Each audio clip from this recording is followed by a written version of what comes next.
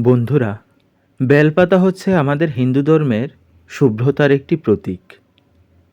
বলা হয় এই বেলপাতাতেই নাকি স্বয়ং মহাদেবের বাস। তাই বেলপাতা ছাড়া মহাদেবকে কল্পনাই করা হয় না। সেই বেলপাতার উপরই আজ আমি মহাদেবের একটি চিত্র অঙ্কন করব। বন্ধুরা, তোমরা কিন্তু সম্পূর্ণ ভিডিওটা দেখবে এবং দেখে শেষে বলবে আমার আঁকা ছবিটি তোমাদের কেমন লেগেছে। বলা হয় মহাদেবকে নাকি সামান্য একটি বেলপাতা দিলেই তিনি সন্তুষ্ট হন।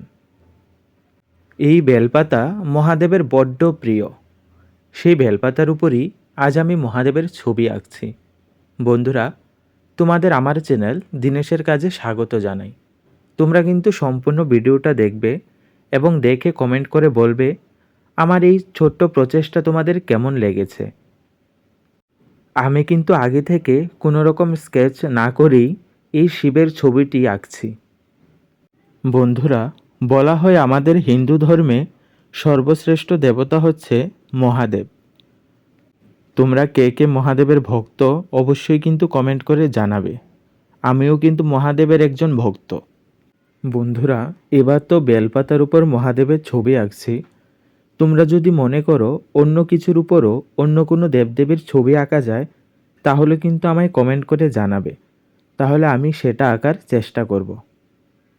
বেলপাতায় যেহেতু স্বয়ং মহাদেবের বাস, তাই আমি ভেবে দেখলাম যে এই বেলপাতার উপরেই যদি মহাদেবের ছবি আঁকা যায় তাহলে কেমন হয়।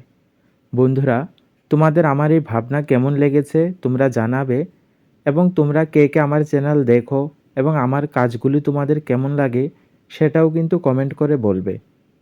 বন্ধুরা, কাগজের উপর বা পাথরের উপর ছবি আঁকা এক জিনিস, কিন্তু পাতার উপর ছবি আঁকা সেটা কিন্তু অন্য ব্যাপার। পাতার উপর খুব সহজে কিন্তু ছবি আঁকা যায় না, কারণ রঙটা তাড়াতাড়ি শুকায় না।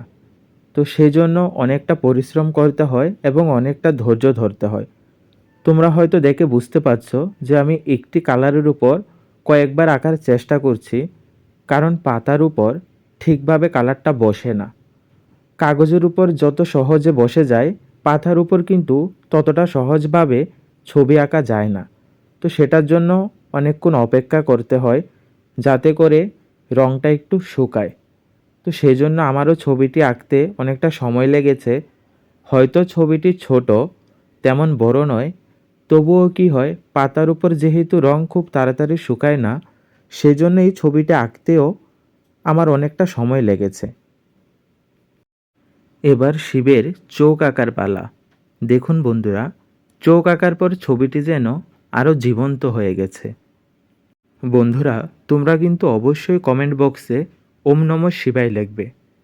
দেখুন বন্ধুরা, চোখগুলো আঁকার পর কেমন লাগছে আমার মহাদেবকে। আর মহাদেবের গলায় যেটা না দিলেই নয় সেটা হচ্ছে বাসুকি। এই বাসুকি সাপটা মহাদেবের যেন সত্যিকারের অলংকার। দেখুন বন্ধুরা, এই সাপটা আঁকার পর মহাদেবকে আরও কত সুন্দর লাগছে। বন্ধুরা, আমি ভিডিওটি আর বেশি বড় করছি না, এখন জাস্ট একটু ফিনিশিং দেওয়ার পালা। তোমরা কিন্তু কমেন্ট করে জানাবে আমার এই কাজটি তোমাদের কেমন লেগেছে। আমি আর বেশি কিছু বললাম না, তোমরা মহাদেবকে দর্শন করুন বেলপাতার উপর এবং অবশ্যই কমেন্ট বক্সে লিখুন ওম নমঃ শিবায়।